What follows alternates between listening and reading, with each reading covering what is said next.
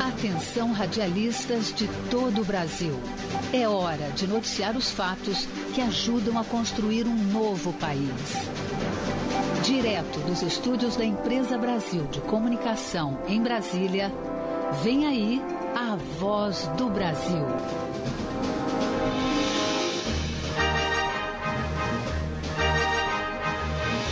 Em Brasília, 19 horas.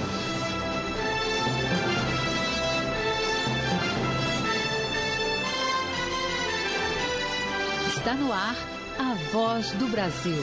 As notícias do governo federal que movimentaram o país no dia de hoje. Boa noite. Uma boa noite para você que nos acompanha em todo o país. Quinta-feira, 8 de dezembro de 2022. E vamos ao destaque do dia. Com área de plantio maior, Brasil deve colher safra recorde de grãos. Previsão da Conab ultrapassa 312 milhões de toneladas. Cleide Lopes. A soja, mais uma vez, aparece em destaque no levantamento. Você também vai ouvir na Voz do Brasil. Ministério da Saúde incorpora ao SUS medicamento para crianças com atrofia muscular espinhal. Vamos falar sobre esta novidade e a distribuição de medicamentos e vacinas aos brasileiros em uma entrevista com o ministro da Saúde, Marcelo Queiroga. Processamento de 36 milhões de benefícios previdenciários. Liberação do seguro-desemprego. Algumas das funções da DataPrev, que completa 48 anos. Hoje, na apresentação da Voz do Brasil, Mariana Jungmann e Nazi Brum. E assista a gente ao vivo pela internet, acesse voz.gov.br.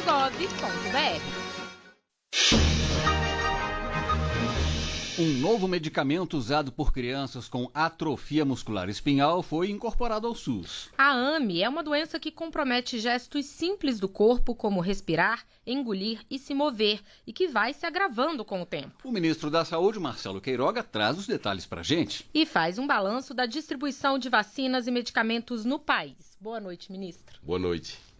Ministro, o que esse medicamento, o Zolgensma, faz para ajudar os pacientes que são acometidos com atrofia muscular espinhal? Bom, inicialmente dizer que essa agenda das doenças raras tem sido uma prioridade no governo. Desde 2019, foram investidos mais de 3,5 bilhões de reais para atenção às doenças raras. Por exemplo, o chamado teste do pezinho, a triagem neonatal, aumentou-se o número de exames de 5 para 50, E essa doença, a atrofia muscular e espinhal, não só o Zolgensma, que é uma terapia gênica, não é um fármaco, não é um medicamento, é uma terapia gênica.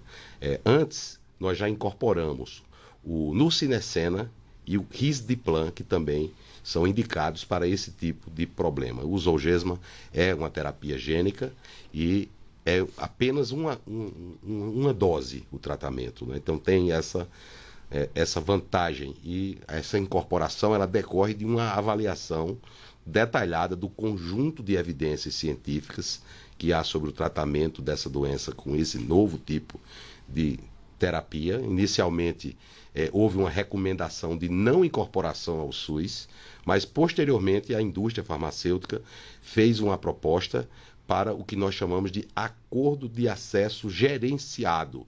É uma incorporação vinculada ao compartilhamento de risco, ou seja, o medicamento na prática tem que apresentar o resultado que a indústria farmacêutica promete. Mas o que significa ser uma terapia gênica, ministro? Então, porque essa doença é uma doença que tem uma origem genética e essa terapia faz uma reparação desse problema genético que culmina com a deficiência de produção de uma determinada proteína que é fundamental para a transmissão do impulso nervoso, Que faz, por exemplo, a movimentação dos nossos músculos, a nossa respiração, o ato de engolir. A AME tipo 1 é uma doença que é associada a maior letalidade.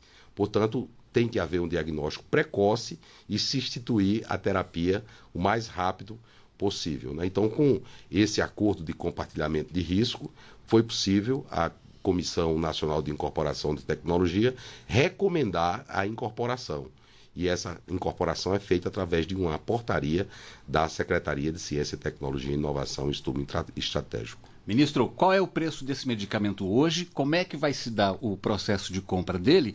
E qual a expectativa do Ministério de atender aí quantas crianças? Bom, essa questão do valor, né, vai depender desse compartilhamento de risco. Há o chamado preço máximo de venda ao governo. Oscila em torno de 5,6 milhões de reais o tratamento. Porque os outros medicamentos que têm uso continuado, o custo inicial do medicamento é menor, mas quando você computa as várias doses que precisa tomar, acaba os preços se equivalendo, né? É necessário que se façam análises econômicas e a indicação precisa. Essa é uma agenda judicializada. Para se ter uma ideia, 100 pacientes que buscaram esse tratamento por via judicial resultou em um impacto de R$1 bilhão. Qual é o problema disso? Muitas dessas crianças não têm a indicação precisa para usar esse tratamento. Então, é uma política pública que não surte os resultados que nós desejamos. Então, por isso que precisamos ter uma política pública direcionada às doenças raras, não só a AME, mas as outras doenças raras. É necessário uma rede de hospitais capacitados para fazer o diagnóstico o mais rápido possível. É também necessário uma rede de reabilitação, porque muitas dessas crianças têm necessidade de reabilitação permanente, se faz através dos centros especializados de reabilitação, e há essa política pelo Sistema Único de Saúde. Agora, o ato de incorporação da tecnologia no SUS, por si só, obriga, por força da Lei 14.307 de 2022, que foi uma conversão de uma medida provisória do presidente Bolsonaro, a saúde privada, os planos de saúde, a saúde suplementar, tem que cobrir obrigatoriamente esse tratamento para essas crianças com atrofia muscular espinhal. Pois é, o senhor mencionou até que parte das crianças que buscaram esse medicamento via judicial, né, antes sequer tinham mesmo indicação para ele. Então, eu queria que o senhor dissesse para a gente o que vai ser preciso, né, para que a partir de agora se consiga esse medicamento pelo SUS. A pessoa vai ter que apresentar um laudo, algum tipo de documentação, e também em quanto tempo esse remédio deve começar a ser disponibilizado. O direito à saúde é um direito de todos, também o direito ao acesso ao judiciário é um direito de todos, né? Agora, como médico, eu digo, não é a caneta perdulária do doutor de branco, nem a caneta generosa do doutor de preto que vai trazer benefícios para a saúde. São políticas públicas eficientes. Então, há uma rede de atenção a crianças com doença rara. Então, o diagnóstico tem que partir de um médico do serviço público, ou seja, a indicação tem que ser a melhor. No caso do Zolgensma, são crianças com menos de 6 meses, porque é aí onde estão as evidências científicas. E essas crianças, elas têm que passar menos de 16 horas com ventilação invasiva. E o tratamento é um tratamento de reparação gênica. Há muitos casos onde a criança já fazia uso, por exemplo, do Nusinercena, aí se busca no judiciário o Zolgensma, quer dizer, totalmente fora do que a melhor ciência preconiza. Ministro, o senhor disse que a inclusão do medicamento no rol do SUS passou aí pela avaliação do CONITEC, a Comissão Nacional de Incorporação de Tecnologia. Como é que se dá esse processo? Quem é que faz parte dessa comissão? Bom, essa comissão atualmente são 15 membros, são os representantes das secretarias finalísticas do Ministério da Saúde, um representante do Conselho Federal de Medicina, um representante do CONAS, do CONASEMES, Anvisa, ANS, e agora um representante dos núcleos de avaliação de tecnologia em saúde e da Associação Médica Brasileira. Qualquer um brasileiro pode fazer uma demanda, mas não é uma coisa tão simples assim, porque é necessário que se apresente um dossiê com evidência científica, também com análise econômica. É necessário uma análise econômica para ver se atende os requisitos da lei, os parâmetros econômicos para a adoção de políticas públicas em saúde. Existe um indicador chamado ICER, que é uma sigla em inglês de razão de custo-efetividade incremental. Então, o parâmetro foi fixado pelo Ministério da Saúde, é R$40 mil por ano de vida salvo. Não é que a gente está precificando a vida, mas é um parâmetro para que tenhamos políticas que atendam os requisitos da lei e a questão da custo-oportunidade. Eu falei aqui que 100 crianças judicializadas custou R$1 bilhão aos cofres públicos. Então, com R$1 bilhão eu tenho condição de realizar centenas de cirurgias cardiovasculares, milhares de procedimentos de hemodiálise, né? E os sistemas de saúde de acesso universal como o nosso, que geralmente tem problemas de subfinanciamento, precisam adotar lógicas de avaliações econômicas, a exemplo do que outros sistemas de saúde, até mais avançados do que o nosso, como o sistema de saúde inglês, como o sistema de saúde da Austrália, da França, etc., fazem. Pois é, o senhor mencionou que já foram incorporados 2 medicamentos também, além do Zolgensma, para a AME. Essa semana a gente teve a incorporação também de uma nova droga para tratamento de hepatite C. O senhor acha que essa modernização ela vai ser constante? E, assim, isso tem muito a ver com essa questão dos custos também, né, ministro? Sim. Fazer essa adequação entre a modernização e os custos. Nós só teremos mais acesso, que é algo que todos queremos, se tivermos sistemas de saúde sustentáveis. Então é necessário fazer a análise da evidência científica, do impacto econômico, do impacto no orçamento do Ministério da Saúde, para que se tenha a programação desses tratamentos do Sistema Único de Saúde. Tanto que, após a aprovação pela Secretaria de Ciência e Tecnologia, Inovação e Insumos Estratégicos, que a gente chama pela sigla de ISCTI, há um prazo de 180 dias para que o Sistema Único de Saúde disponibilize o tratamento. Então, essa portaria não significa dizer que amanhã está disponível no Sistema Único de Saúde. Há um prazo de 180 dias, justamente para que se institua a política pública de uma maneira universal, integral, igualitária e gratuita, que é o princípio do nosso Sistema Único de Saúde. Ministro, também foram incluídos novos medicamentos no Farmácia Popular, que é um dos programas, um dos principais programas para a distribuição de medicamentos pelo SUS no país. Quais são esses medicamentos mais usados na Farmácia Popular? Meu caro Nazi, uma boa pergunta. Desde 2011 que não se incluía sequer um medicamento na Farmácia Popular do Brasil. É um grande programa, né? Porque a adesão aos tratamentos é fundamental para garantir, por exemplo, que os pacientes não retornem ao hospital. Então, incluímos mais 5 medicamentos. Medicamentos para o tratamento da hipertensão arterial, do diabetes, da insuficiência cardíaca.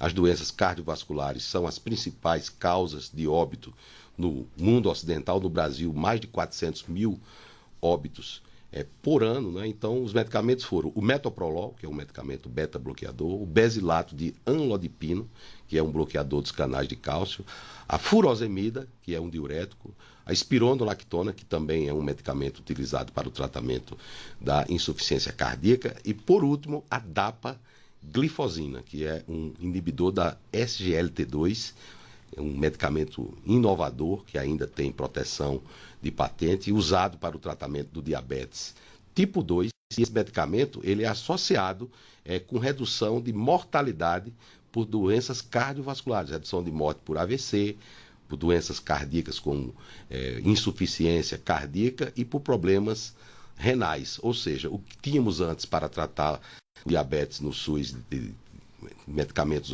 orais, né? Tínhamos a metformina e a glibengamida. E hoje nós temos um medicamento, que é a dapaglifosina, que é o sistema de copagamento. O brasileiro, com a prescrição médica, só precisa pagar 10% do valor do medicamento. É uma conquista extraordinária. O programa da Farmácia Popular do Brasil há um orçamento de cerca de 2,5 bilhões de reais. Eu falei aqui que aqueles 100, né, consumiram 1 bi, né? A Farmácia Popular do Brasil toda custa 2,5 bilhões de reais. É um programa muito importante.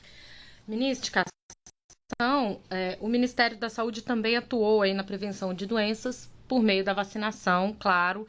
E aí eu queria que o senhor fizesse, então, um balanço para a gente das imunizações contra a Covid-19 e outras vacinas também que foram preconizadas aí no calendário do SUS. Política do Brasil extremamente bem sucedida, né? Tanto que hoje nós temos uma média móvel de óbitos abaixo de 100. Isso é fruto de um conjunto de ações e a vacinação foi a principal, né? Mais de 500 milhões de doses de vacina foram distribuídas. Somente dessa tecnologia mRNA, né? Nós adquirimos junto à farmacêutica Pfizer 300 milhões de doses. E agora, no mês de dezembro, chegarão as chamadas vacinas bivalentes. Elas não substituem as outras vacinas. É mais uma arma que nós temos para usar em determinados subgrupos de acordo com a política pública instituída. Não é? De tal sorte que, em 2023, o brasileiro tem a garantia de que não faltarão vacinas para a proteção contra a Covid-19. Fora isso, cerca de 22 vacinas são distribuídas no Programa Nacional de Imunização. A vacina da poliomielite, né? A poliomielite foi erradicada no Brasil em 1989. E nós não queremos mais a polio conosco. E já sabemos o que precisamos fazer. Vacinar as nossas crianças. Qual que é a meta? Ter 95% dessas crianças vacinadas. E hoje nós sabemos exatamente qual é a cobertura. Porque é um sistema informatizado. Até o final do ano vai estar disponível no Conect SUS, pai e mãe, o esquema vacinal da polio do seu filho. No passado, onde se dizia que nós tínhamos 95% de cobertura, era através de estimativa de dose aplicada. Não era um dado real. Com o que temos hoje, eu sei exatamente qual é o município que está com cobertura baixa, até qual é o bairro. Não é? Por exemplo, o estado da Paraíba, que é o meu querido estado, já atingiu a meta de vacinar 95% das crianças com a vacina da poliomielite. Então, se a Paraíba conseguiu, por que São Paulo não consegue? Por que o Rio de Janeiro não consegue? Então, é um dever de todos nós levar para a sala de vacinação, porque não é defensável que nossas crianças sofram por doenças que estão erradicadas há tanto tempo, como poliomielite, como sarampo, etc. Então, você já sabe, vá à unidade básica de saúde e procure a vacina, porque a vacina ela não pertence ao ministro, não pertence ao secretário de saúde, nem ao secretário municipal de saúde. A vacina só tem um dono, o povo brasileiro. Certo, nós conversamos com o ministro da Saúde, Marcelo Queiroga. Ministro, mais uma vez, obrigado pela participação aqui na Voz do Brasil. Obrigado a vocês.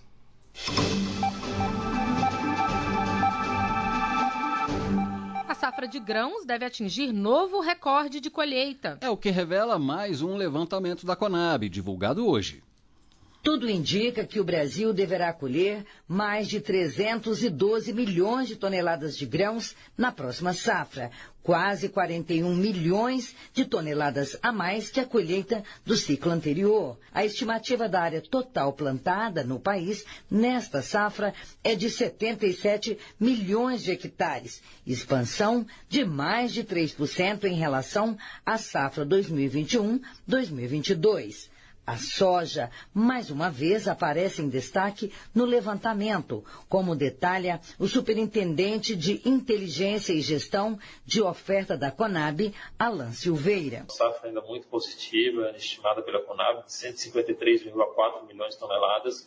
Isso deve permitir um recorde das exportações. Segundo a Conab, fatores climáticos influenciaram nessa nova estimativa da safra, que teve um recuo em relação ao levantamento do mês passado. Ainda assim, a produção estimada continua recorde, como explica o presidente da companhia, Guilherme Ribeiro. Ela apresenta um leve atraso, influenciado principalmente pelo excesso de chuvas e pelas baixas temperaturas em partes dos estados da região sul e da região sudeste, e também pelo atraso na regularização das precipitações. Porém, temos um indicativo de uma safra 15% ou 40,8 milhões de toneladas superior à safra 21-22. As exportações de milho também devem ter alta, segundo a Conab, passando de 40 milhões de toneladas. Reportagem Cleide Lopes. E o IBGE também divulgou hoje as projeções para a safra. Segundo o Instituto, devem ser colhidos 293 toneladas de grãos em 2023. As previsões são diferentes porque o IBGE considera o ano civil de janeiro a dezembro e não o ano safra de outubro a setembro do ano seguinte, como a Conab. Bom, o presidente Jair Bolsonaro participou hoje de cerimônia militar da declaração de aspirantes a oficiais da Academia da Força Aérea em Pirassununga, em São Paulo. A Academia da Força Aérea Brasileira de Pirassununga, no interior de São Paulo, é o maior complexo de ensino da aviação militar de todo o país. E nesta quinta-feira, o presidente da República, Jair Bolsonaro, participou da cerimônia de formação de 149 militares. O comandante da Aeronáutica, Carlos de Almeida Batista Júnior, destacou a atuação dos cadetes na Academia da Força Aérea. Utilizem com galhardia cada uma das ferramentas que lhes foram aqui apresentadas para dar continuidade à nossa missão síntese de manter a soberania do espaço aéreo e integrar o território nacional com vistas à defesa da pátria. O encerramento da cerimônia contou com a apresentação da Esquadrilha da Fumaça e o grito de guerra da turma de formandos. Reportagem Vanessa Casalino.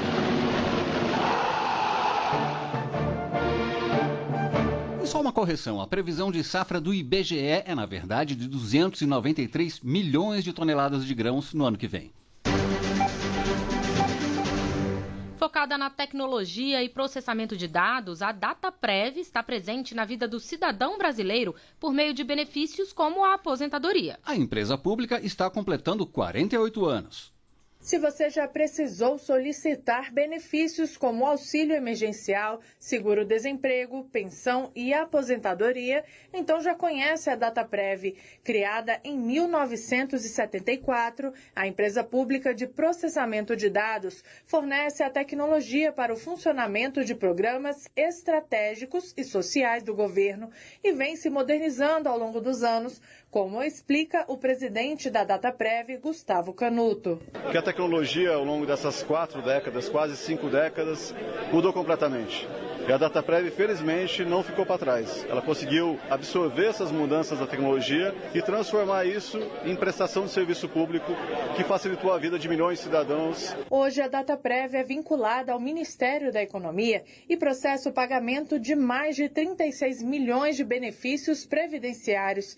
Também é responsável pela aplicação online que faz a liberação do seguro-desemprego e processa as informações previdenciárias da Receita Federal. Para contar parte dessa história e marcar o aniversário da instituição, foi inaugurada nesta quinta-feira uma exposição que reúne fotografias, objetos e depoimentos de empregados na sede da empresa em Brasília. Reportagem Gabriela Noronha.